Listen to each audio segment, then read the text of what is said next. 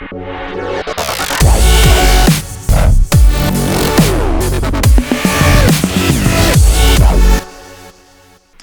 folks, Tim Newman with Soft Light Studios coming to you once again from Columbus, Ohio.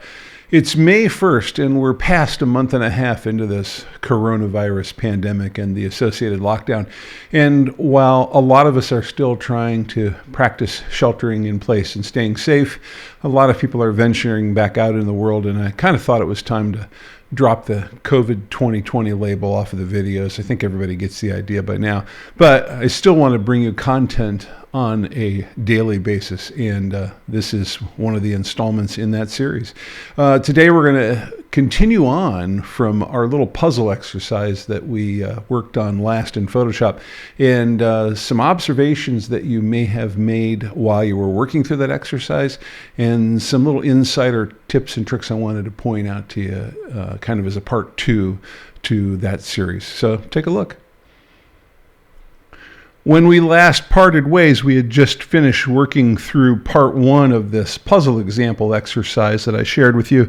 And when we were done with that part 1, we had created a couple of puzzle frames here as actual content on these respective layers here. And then we'd even taken a selection of that puzzle frame and had saved it as a layer mask on top of a solid color fill adjustment layer. And so you can see right now that solid color fill adjustment layer is this blue layer that's on top of our image right here. And if I move the image down further in the stack and I turn these layers off, you can see that whichever layer happens to be active is displayed, and then of course if there's a layer above it that's active, it's replacing the one below it because they're lined up perfectly, being that we copied them. And you can see that works all the way through all 3 layers. Now, what you might have been tempted to do was to take this layer and put it all the way up here on the top and said, hey, let's go ahead and just do this as a clipping mask and have it work that way. So we're going to go ahead and do that. And as soon as we do that, you'll notice you get some rather unexpected results, which if we spend a little bit of time thinking this through, aren't really unexpected at all. In fact, if we kind of talk through this and we think about how clipping masks work, any content that's on a layer, i.e. pixels that are not transparent, become what the image gets clipped to. So in this case, this image is being clipped to all of the actual content pixels that are on this layer. And the content pixels that are on this layer are being derived from that layer mask being applied to that solid color fill layer. And then of course it's saying, all right, anywhere where there's a solid color fill that we're leaving and not turning into a transparent area via the mask, then we will go ahead and clip that image to that. And that of course is why we're seeing that cyan color replaced by the colors from the picture in the appropriate puzzle frame locations. So a couple seconds there, and I think you can look at that and go, all right, that makes sense, but where's all this black coming from? Is that the layer mask being added into this? Are we seeing the layer mask contents here? Well, it would seem that way, but the reality is that's not where it's coming from. If we think all the way back down here to the background layer, remember we had a black background. And we also had a white background, so we could turn this back on and say, let's see the white background, or let's see it as a transparent background. And as soon as you tear apart that background layer and turn that on and off and try the different backgrounds that are in there, it becomes very clear to you that this is allowing a pass-through through whatever's active in the layers below it, which in this case is that background layer that's on. So that probably clears that up pretty quickly. On the other hand, what it doesn't clear up is what I really wanted to do was take this and clip it in such a way that the picture itself was what was showing through in the puzzle pieces. Now, I know what you're saying. Well, Tim, that's real straightforward. I just make this so it's not a clipping mask and I put it underneath there, and I already had that. So what are you talking about? What I'm thinking about is, wouldn't it be really nice to take the puzzle and say, all right, let's put a picture here in this quadrant and one here, one here, one here, i.e. something like these 4 pictures here. And you can pick any of the 4 pictures that you want, but I have these opened and ready so I can show you exactly how we're going to make that happen with a minimal number of layers and using clipping masks to accomplish it. First things first, I'm going to come up here with my puzzle example 01 tab active, and I'm going to do a file save as, and I'm going to put it on my local computer in my home folder, and I'm just going to change this from 01 to 02. Simple as that. Now, with that saved as 02, 01 is safe. So if I really mess up here, I can bring 01 back. If I don't mess up here, then I'll just save this when I'm finished, and I'll have a copy of each. So works out well in either case. So that's gone ahead and been saved. Now what we'd like to do is go ahead and set up our areas that we're going to use as our 4 sections of the image. And it seems to me like the easiest place to get that from would be to come right up here to this top layer, this color fill layer, grab the magic wand tool with the W key. You can see my Harry Potter wand over here is active, and then just come right over here and make a selection, except I can't. And at this moment, you're probably a little bit confused because you're like, well, wait a second, I've got this really nice frame displayed here. Why can't I just select those pieces at will and do that? Well, this is, even though you're not seeing it at the moment, is a solid color fill adjustment layer. As far as Photoshop, and specifically the magic wand tool is concerned, this is a solid color. So there is nothing to select here, right? I can't put in a tolerance value here and differentiate between one set of colors and another. It's a solid color and it's all the same. And Photoshop knows that, and it blocks the use of that tool in that situation. Now, if I turn on sample all layers, I've now negated that solid color fill issue. It now says, all right, I'll look through there and I'll make this work. Also, what I have an issue with here is as I'm sampling through all layers, I'm now sampling through to this layer 1 behind it. Now I could mess with tolerance and probably make this work, but I think the easiest thing to do is just turn this off, and then you can see, all right, now I've got a really nice differentiation between the outside border of a puzzle piece and the interior of the puzzle piece. So I'm going to come in here and click, and I'm going to be like, okay, I've got all those puzzle pieces selected. Not really what I wanted. I just wanted to pick what would have been the 12 in this upper left-hand corner. This is a job for contiguous. I am going to turn contiguous on, and I'm going to come back over here. And you notice immediately we get that pointer with the dashed rectangle underneath it, indicating that we are inside the selection, also indicating that if I click there again, the previous selection goes away. Voila. So now I know that I can come in here and click and I get that puzzle piece. Ah, great.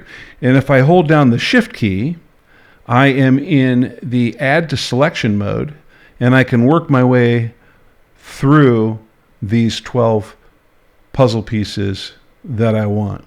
And so there are the 12 puzzle pieces that are going to make my selection that I'm going to turn into a content layer so I can clip against that. Now, the one thing I know, and this may not be obvious looking at it here, is sometimes the way these selections are made by selecting against that, in this case, black edge against that cyan edge, that's a real tight selection. And what I probably really want to do is expand a little bit so there's a little bit of overlap. And I can do that. I just come up here to select, modify, and expand that selection. And let's make it 2 pixels. Be extra safe here.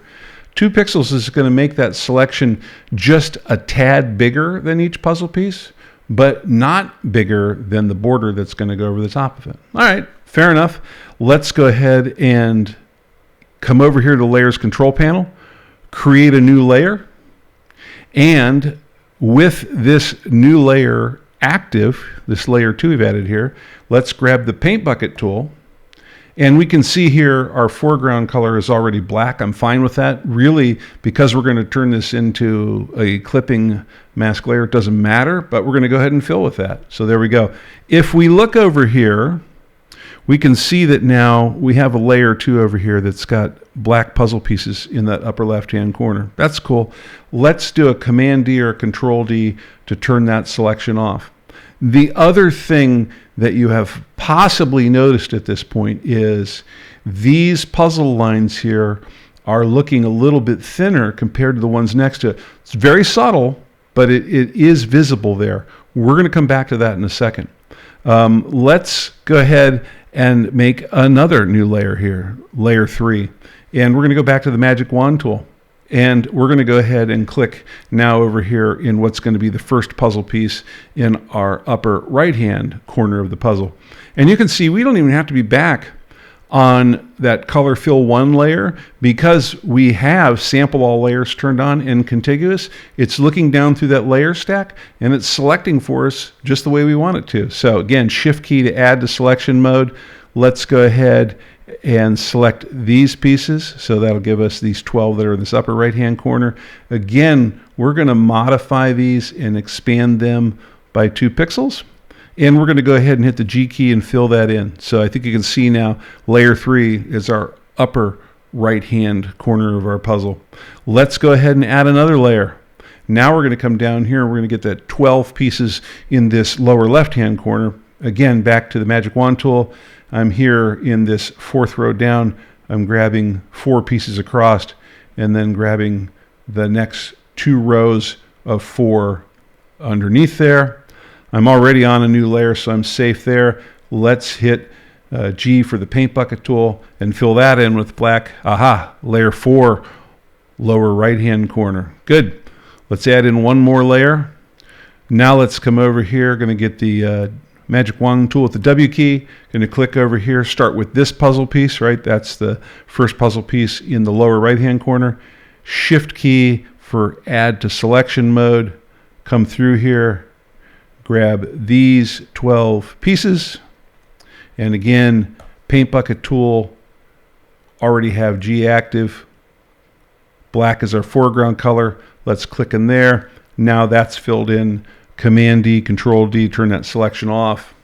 Okay, now a little bit of housekeeping we need to do here. I'm just going to rename these. So I'm going to double click here on layer 5, and that's going to be lower right. I'm going to double click here on layer 4. That's going to be lower left. Layer 3, upper right. Layer 2, upper left. So now it's real obvious to me which of these layers is going to be which section of the puzzle. Now I need to cure that issue where our puzzle frame has gotten thin here in the middle. That's as simple as taking this fill layer and moving it to the top. And you can see immediately, yes, it filled up there nicely. We're good. Okay, now I'm only going to show one of these corners. The rest you can figure out pretty easily. Let's go ahead and fill in this upper left-hand corner with a puzzle piece. I'm going to come over here and grab this palm tree. I like that. I'm going to come over here to this background layer in the Layers Control panel. I'm going to click and hold onto it. I'm dragging it across the screen up here to the Puzzle Example 02 tab, and I'm just coming down here. I'm not even going to hold the Shift key down to center it because I know that we're going to move this around. I'm going to let go, get my little target document depth warning. Yep, that's fine. Right now, it's on the very top of the document in my document because that's the layer that was active. I had color fill active, so it goes right above there. I really want it to be in that upper left-hand corner, so I'm going to drag it down here. So it's the layer above the upper left layer. And then I'm going to right click on this layer and say create a clipping mask. And you can see immediately we now have this piece clipped in the corner we want it to be in. I can come over here and do some sizing with it. I can drag it out here and make it fit nicely in here. If I wanted to change the aspect ratio constraints of it, hold down the Shift key and let go, but you can see I'm making sure that it fills out the puzzle pieces there. When I'm all done with that essentially transform that I did there with size, I hit the return or enter key to commit it, and then I hit the A key to get out of the move tool and back to the direct selection tool. Not that I need the direct selection tool, as we've covered before, but it takes me out of the transform frame that I don't like in the way. So there you go. That's a real simple way to go ahead and clip these pieces in here. Now I'm going to step away here for a second and do the rest of these so you can see the finished result, but I don't think you need to hear me talk through it step by step, so I'll be right back with you.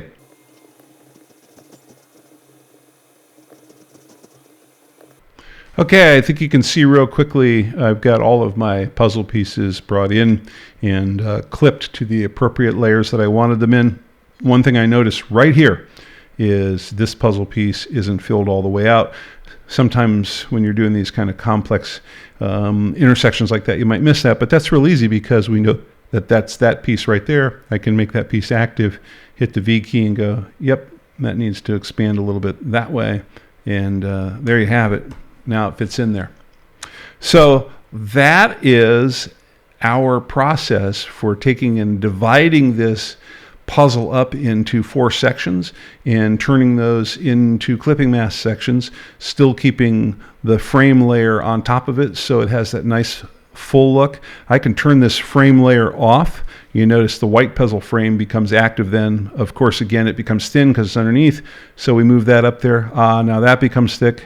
And then we can come down here and grab the black puzzle frame and move that up here. And now the black puzzle frame is there and it has the appropriate thickness in the frames. Now we drug them out of the background layers, but that's what we had to do in order to put them in the correct layers here in the layers control panel.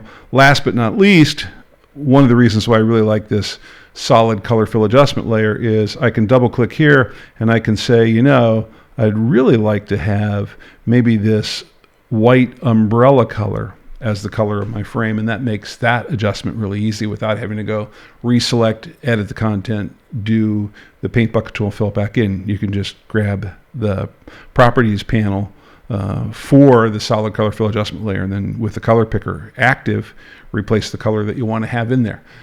Turns out, I think I might even have a part 3 for this that we'll come back to. That's it for this tutorial today. Hope you enjoyed it. Give me a day or two, and I got a couple things to add to this I think that could make it even more fun. But there we have it for now. I hope that you're staying safe and you're staying healthy. Remember, as we always say, learning equals skills, practice equals mastery. Hopefully, we'll see you out there soon.